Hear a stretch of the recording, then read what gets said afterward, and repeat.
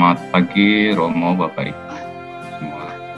Mari kita buka pertemuan pada pagi hari ini dengan doa dalam nama Bapa dan Putra dan Roh Kudus. Amin.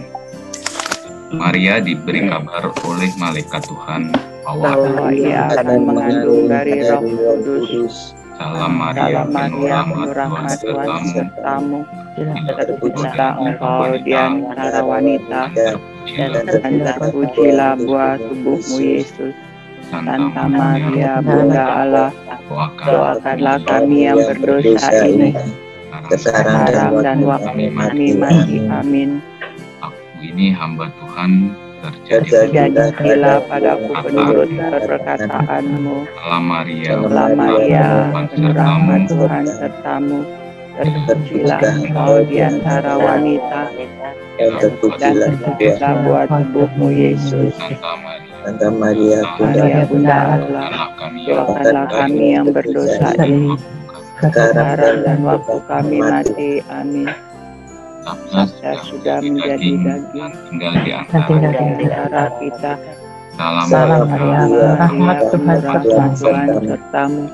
Terpujilah engkau di antara wanita, dan terpujilah buah tubuhmu Yesus. Santa Maria, Bunda Allah, doakanlah kami yang berdosa ini, sekarang dan waktu kami mati. Amin. Doakanlah kami ya Santa Bunda Allah, supaya kami dapat menikmati janji Kristus. Marilah kita berdoa. Ya Allah, karena kabar malaikat kami mengetahui bahwa Yesus Kristus menjadi manusia. Curahkanlah rahmat-Mu ke dalam hati kami, supaya karena sengsara dan salibnya kami dibawa kepada kebangkitan yang mulia. Tetap Dialah Tuhan dan pengantara kami. Amin. Supaya makasih, bersyukur atas rahmat kami yang sehingga kami bisa tidur pada malam hari tadi dan melakukan aktivitas sepanjang hari kemarin. Ya Bapa, semoga hari ini kami bisa mendengarkan ulasan sabdamu melalui Romo kami, Romo Gunawan, dan semoga melalui perkumpulan online ini iman kami semakin berkembang dan dikuatkan. Doa ini kami panjatkan dengan perantaraan Tuhan Yesus Kristus Tuhan kami. Amin. Dalam nama Bapa dan Putra dan Roh Kudus. Amin. Selamat pagi. Selamat pagi,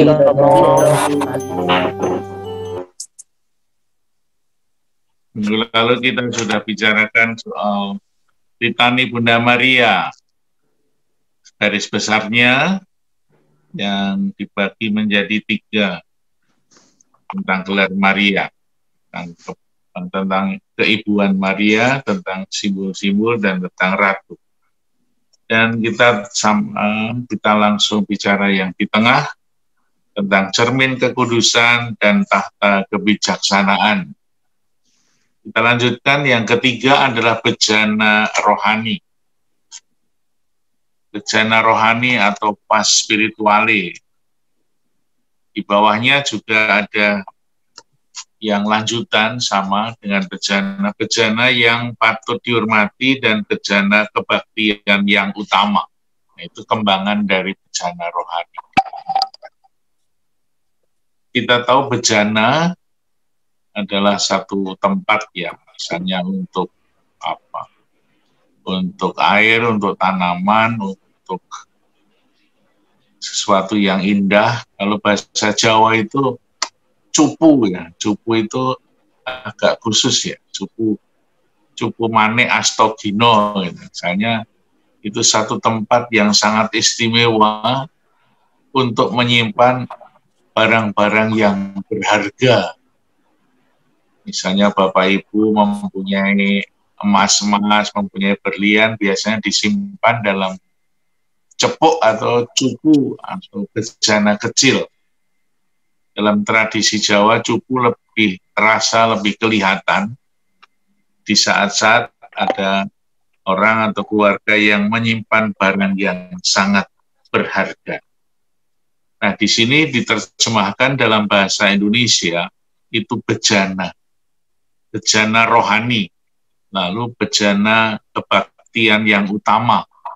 Sebenarnya ini ada terjemahan yang tidak agak susah diterjemahkan. Lalu bejana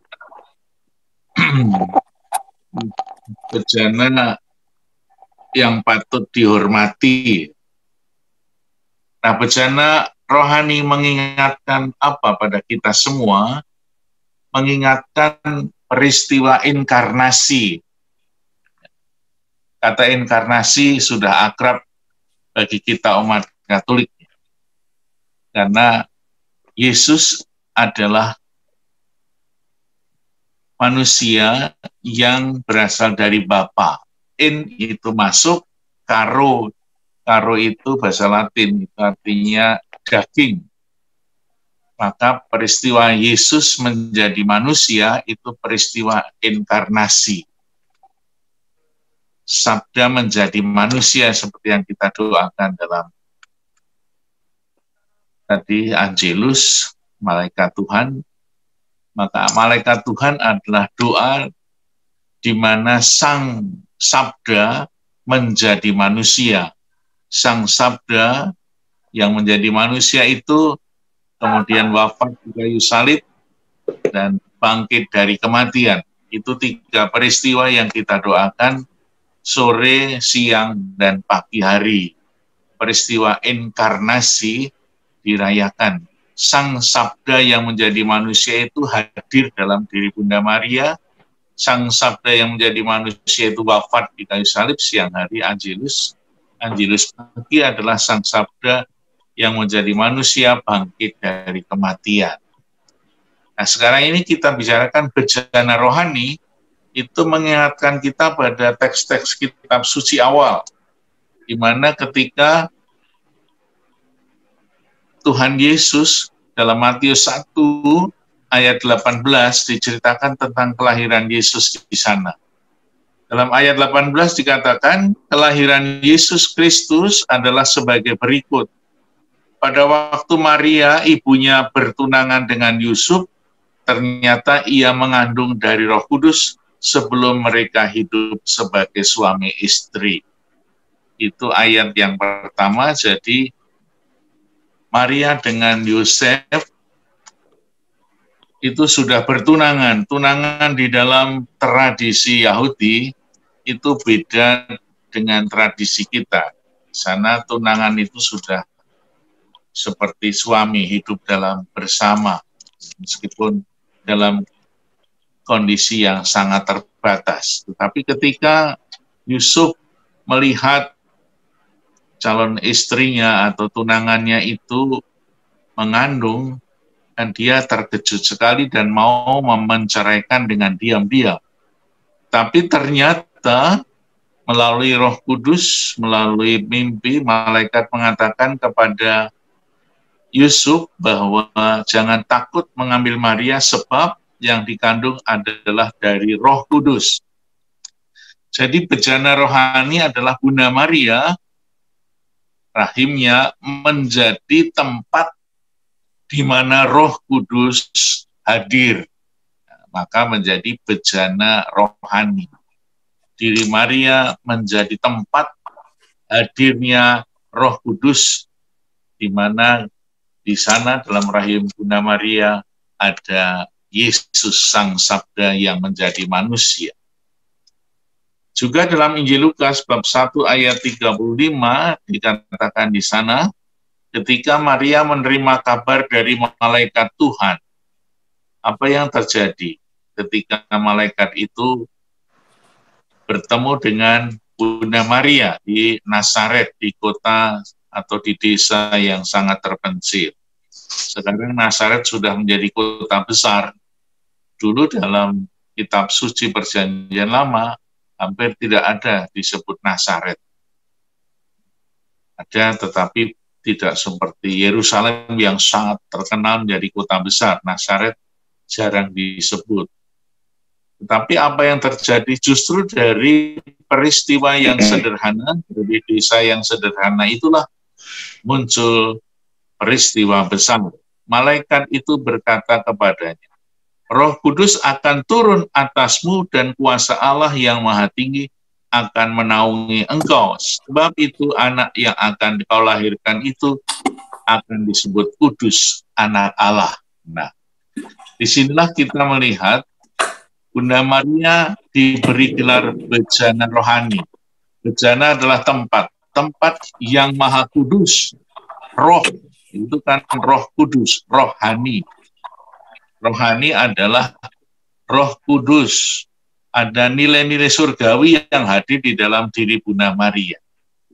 Maka dari kedua teks dalam Injil Matius dan Lukas mau digambarkan bahwa bejana rohani itu Sang Maha Rohani, Roh Kudus hadir di dalam diri Bunda Maria. Sehingga yang lahir dari Bunda Maria itu berasal dari Roh Kudus.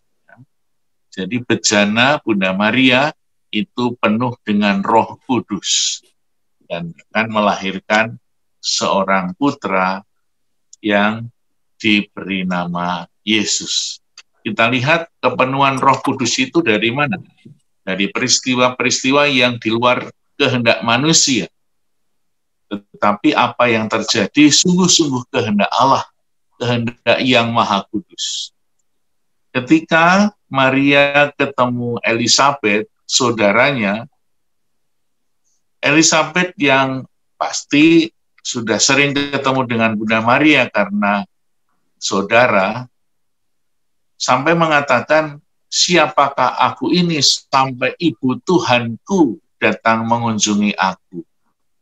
Suatu ayat, suatu kata yang diucapkan oleh Elizabeth tidak seperti biasanya. Seperti kalau kita ketemu saudara, pasti hanya berbicara seperti biasa. Tetapi ini Elizabeth penuh dengan Roh Kudus juga, karena dia mengandung anaknya Yohanes, dan mengatakan melihat Bunda Maria sebagai yang dipenuhi oleh Roh Kudus. Sehingga dua wanita ini, dua-duanya penuh dengan Roh Kudus, mengatakan sesuatu yang berharga di hadapan manusia tentang Yesus. Lalu bejana yang penuh dengan Roh Kudus itu diteruskan di dalam gereja dengan sebutan bejana kebaktian utama. Bejana kebaktian utama. Jadi karena di dalam bejana itu ada Roh Kudus, itu menjadi tempat di mana kita seringkali membuat suatu kebaktian, satu doa, satu pujian. Lalu yang berikutnya, bejana yang patut dihormati. Bejana yang penuh dengan Roh Kudus itu bukan sembarang bejana, tetapi bejana yang penuh dengan Roh itu bejana yang patut kita hormati. Karena dalam diri Maria penuh dengan Roh Kudus. Sehingga setelah itu Bunda Maria mengandung Yesus, dan sesudah itu kelahiran Yesus terjadi di tempat yang mulai dengan sederhana. Kalau kita mengingat Injil Lukas itu kisahnya adalah mengawali kehidupannya dari Bethlehem yang sederhana menuju Yerusalem. Satu perjalanan yang berhenti di Yerusalem, itu Injil Lukas.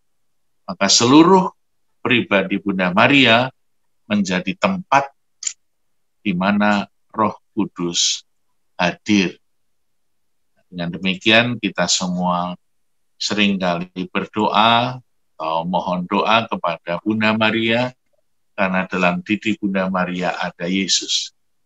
Seperti yang kita bicarakan minggu-minggu kemarin, bahwa di dalam Maria ada Yesus. Sehingga kalau kita berdoa, mungkin berlutut di depan Bunda Maria, kita senantiasa menghayati bahwa di dalam diri Maria ada Yesus. Itulah yang disebut bejana rohani atau vas spirituali. Itulah yang mau kita renungkan, kita hormati, kita pakai sebagai kebaktian, karena dalam diri Maria ada Tuhan Yesus. Ya, seperti cermin kekudusan, tahta kebijaksanaan, kurang lebih sama penghayatan atau penjelasan. Demikianlah bejana rohani yang kita renungkan hari ini. Kita mau mohon berkat Tuhan juga supaya kita sungguh juga bisa menjadi bejana rohani. Kita mau mencontoh Bunda Maria. Kalau kita seringkali bercermin di dalam diri Maria, kita mau doa supaya diri kita ini menjadi tempat kediaman Roh Kudus, nanti sama dengan Bait Allah dan lain sebagainya. Kita mohon supaya hidup kita ini, diri kita ini penuh dengan Roh Kudus, sehingga setiap kata, setiap perbuatan, dan pancaran hidup kita ini selalu dipenuhi oleh Roh Kudus dan memancarkan kasih Allah seperti Bunda Maria memancarkan kasih. Amin. Amin. Ya, terima kasih. Silakan Bapak Ibu. Maaf, Jadi kalau yang dimaksud bejana itu rahimnya Bunda Maria gitu ya, untuk mengandung Yesus tadi ya, Dan kalau mau dipusatkan seperti itu, tetapi kan rahim itu tidak pernah lepas dari seluruh tubuh atau seluruh diri Bunda Maria. Ya. Jadi lebih luas adalah Bunda Maria sendiri adalah bejana rohani. Karena di dalam rahimnya ada Yesus. Oh gitu, oke. Jadi secara duniawi disebutnya bejana gitu ya, biar lebih masuk lagi ke kita gitu ya, Kita juga jadi bejana, harapan kita. Amin. Oke, Bapak Ibu yang lain silakan. Ada yang mau sharing atau mau tanya ke Romo? Iya, Romo. Ya. Bisa juga apakah dikatakan sebagai suatu komunitas di dalam paroki seperti misalkan Legio Maria atau komunitas yang lain gitu, Romo, menjadi suatu kebaktian utama, Romo, untuk bersama Bunda Maria. Apakah itu juga bisa disebut juga bejana atau komunitas, Romo? Ya, kalau dikembangkan ya. Yang pertama ini adalah gelar-gelar yang dimiliki oleh Maria. Jadi gereja memberikan gelar kepada Bunda Maria karena iman kita kepada Tuhan, bahwa Bunda Maria adalah seorang wanita yang mendapatkan anugerah yang sangat istimewa di mana Tuhan Yesus hadir di dalamnya. Maka Bunda Maria disebut tempat di mana kehadiran Roh Kudus itu menjadi nyata, betul-betul. Maka kalau kita berdevosi kepada Bunda Maria, kita juga punya keinginan supaya diri kita, komunitas kita, itu bisa menjadi tempat hadirnya Roh Kudus. Dalam arti yang luas, ya, seperti itu, Bu. Ya, begitu, Romo. Terima kasih, Mo. Terima kasih, Ir. Ayo, Bu Aning, silakan, Bu Aning. Jadi lebih jelas kita. Ya, Romo, tadi kan dinyatakan bahwa bejana, Bunda Maria sebagai bejana. Kalau kita sebagai manusia tidak mungkin dong menjadi bejana, tetapi kita hanya sebagai pengumpul doa-doa dari sesama untuk disampaikan kepada Bunda Maria, gitu ya. Ya, kita bisa juga.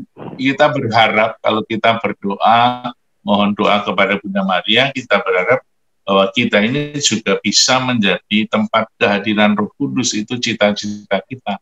Karena setiap orang itu kan menuju kepada sebuah kesucian. Kesucian itu adalah menerima hadirnya Roh Kudus, menghayati kehadirannya dalam hidup kita. Ya mungkin karena kita belum sempurna seperti Bunda Maria, maka kita berharap dan berdoa terus semoga kita pantas menjadi bejana yang rohani.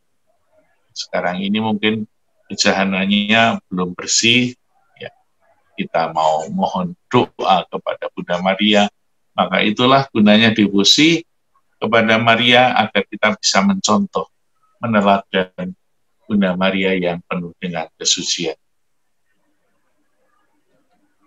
Kalau bejana yang patut dihormati itu intinya sama ya Rama ya? Sama, jadi Bunda Maria yang patut dihormati. Iya, ya. Karena penuh dengan Roh Kudus. Oke, makasih Mo.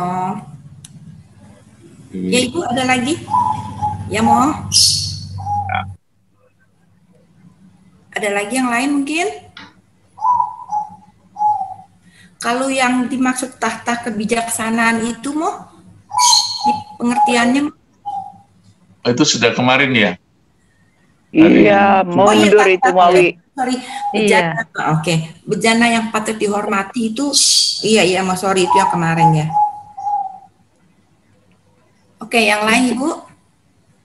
Kalau mau diulangi ya, tahta Bunda Maria kan sebagai tempat di mana kebijaksanaan ilahi yang sudah lama di dalam gereja, kebijaksanaan ilahi itu adalah Tuhan Yesus sendiri, di mana Tuhan Yesus tinggal dan bertakhta di dalam diri Bunda Maria. Ya. Bejana. Oke, ada lagi Ibu-Ibu? Pak Rinaldi mungkin ada mau ditanya?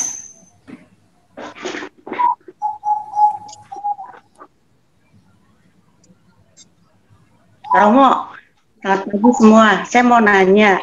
Silakan. Itu benda-benda rohani itu ada yang rusak. Misalnya saya punya patung Bunda Maria, ada beberapa yang retak dan pecah, dan rosario yang patah-patah. Itu harusnya dikemanakan, Romo? Dibuang? Kayaknya nggak ditega dan merasa dosa. Atau bagaimana? Jadi numpuk-numpuk itu. Taruhnya di mana, Romo? Ya mungkin pemahamannya jangan sampai kita merasa bahwa itu sesuatu jimat, ya itu yang nanti keliru nanti. Bahwa ini sesuatu sarana bagi kita semua untuk lebih berkonsentrasi doa kepada Tuhan atau berrelasi kepada Bunda Maria. Ya kalau misalnya tidak tega mungkin dalam hati, ya sudah dimakamkan saja atau dibuat kuburan di sekitar rumah. Kalau di gereja itu kadang-kadang kita belum buat sih ya, nanti akan dibuat mungkin di sekitar sekretariat belakang itu nanti akan disebut sebagai sumur suci. Sumur suci itu tradisi gereja yang sudah lama, namanya sumur suci. Itu kita buat sumur di mana nanti ada barang-barang rohani atau juga sakramen yang seringkali sudah tidak bisa dikonsumsi, bisa dimakan. Misalnya sakramen Maha Kudus itu kalau terlalu lama kan sudah nggak enak rasanya. Nah itu kadang-kadang ada gereja yang punya sumur suci lalu ditempatkan di situ. Di San Mari itu sudah punya kemarin ini. Mana? Lalu misalnya juga kadang-kadang ada benda-benda rohani yang mau ditaruh di situ, nggak bisa. Misalnya kalau setiap tahun itu kan kita menerima sakramen atau minyak suci dari katedral yang diberkati Bapak Uskup, ada minyak baptis, ada minyak krisma, itu setahun sekali kan harus diganti. Kadang-kadang minyak krisma, minyak baptis, atau minyak suci untuk orang sakit itu tidak habis 1 tahun, masih tersimpan, harus diganti. Maka sisanya itu kita tidak buang sembarangan, tetapi kita buang di sumur suci. Kita sudah punya rencana di Pulau Gebang ini untuk membuat sebuah sumur suci. Nanti kalau misalnya Bapak Ibu ada rosario yang patah mau ditaruh di situ boleh juga. Tapi jangan sampai tempat itu menjadi tempat sampah, bukan ya. Tetapi tempat-tempat yang barang-barang suci yang kita hormati. Kira-kira gitu Bu ya. Seperti apa Mo? Ya terserah. Nanti tempatnya satu ruangan atau memang suatu lobang gitu kita letakkan di situ atau gimana Mo? Nggak kebayang. Jadi untuk minyak suci itu nggak boleh diulang ya Mo, harus per tahun ya Mo, diganti ya Mo ya. Tiap Kamis Putih kan ada pemberkatan minyak. Oh, itu dia yang harus baru. Jadi yang setiap Kamis Putih itu ya Mo ya, pemberkatannya. Pasti ada misa di katedral, di mana Bapak Uskup memberkati 3 minyak. Minyak baptis, minyak krisma, dan minyak orang sakit. Jadi kita selalu membawa botol, 3 botol itu dari pastoran, dari gereja ke katedral. Misalnya 1-2 hari sebelumnya sudah dikumpulkan di sana, lalu nanti pada hari Kamis Putih diisi, kemudian kita bawa pulang untuk diterimakan kepada orang yang membutuhkan. Iya. Oh, beda-beda ya Mo minyaknya berarti ya Mo? Nggak satu minyak ya Mo, 3 macam ya Mo? Iya. Yang pertama kalau ada orang baptis, itu pakai minyak baptis. Oh iya. Kalau terima krisma pakai minyak krisma. Kalau orang sakit pakai minyak orang sakit. Itu ada 3 bejana gede di katedral saat diberkati. Lalu setiap gereja nanti akan menerima 3 botol kecil selama 1 tahun. Kan? Kalau nggak ada orang yang sakit ya sudah masih utuh. Kalau nggak ada orang baptis ya masih utuh. Iya. Karlin pernah ambil itu di katedral untuk paroki Pulau Gebang. Terima kasih. Ya, thank you. Makasih Romo. Ya, ada lagi? Memang ada expirednya ya Romo ya. Harus pas Kamis Putih. Kalau misalnya dalam setahun misalnya minyak orang sakit tidak dipakai, itu kan memang nggak bisa dipakai untuk tahun berikutnya gitu. Hanya diberkati saja, nggak harus dibuang. Yang sisanya? Bukan, misalnya ya bolehlah sisa atau yang masih utuh begitu. Hanya diberkati ulang saja atau memang harus dibuang? Itu harus dibuang di tempat sumur suci itu. Nggak boleh diulang maksudnya Bu Ani. Untuk tahun berikutnya nggak boleh diulang, gitu ya Mo? Ya, kalau misalnya botolnya masih isi ya sebelum dibawa ke katedral kita buang di sumur suci itu. Yang selama ini di sana botol kosong untuk diisi yang baru. Mau kalau gitu selama ini yang di Pulau Gebang kalau udah expired itu dibuang kemana Mo sumur sucinya? Diminum Romo Susilo kali. Selama ini Pulau Gebang belum ada sumur suci, jadi benda-benda yang telah dihormati dan tidak terpakai lagi itu diletakkannya di mana gitu maksudnya ya Mo? Kita bawa ke sana masih ada sisa, terus di katedral kan ada, terus mereka yang buang. Oh gitu. Oh. Tengah 7, marilah kita tutup pertemuan kita dengan doa. Dalam nama Bapa dan Putra dan Roh Kudus. Amin. Ya Bapa, terima kasih kami telah mendengarkan ulasan tentang bejana dalam litani Bunda Maria pada hari ini. Semoga kami bisa meneladani kesetiaan Bunda Maria yang mengandung dari Roh Kudus. Kuatkanlah iman kami agar kami tetap setia dalam mengikuti jalan Yesus Kristus Tuhan kami. Selanjutnya kami mohon berkat dari Romo Gunawan agar aktivitas kami pada hari ini berjalan dengan baik. Silakan Romo. Tuhan sertamu dan sertamu juga. Semoga hari ini menjadi hari yang penuh berkat bagi kita semua. Berkatalah yang Maha Kuasa, Bapa dan Putra dan Roh Kudus. Amin. Terima kasih Romo. Terima kasih Romo.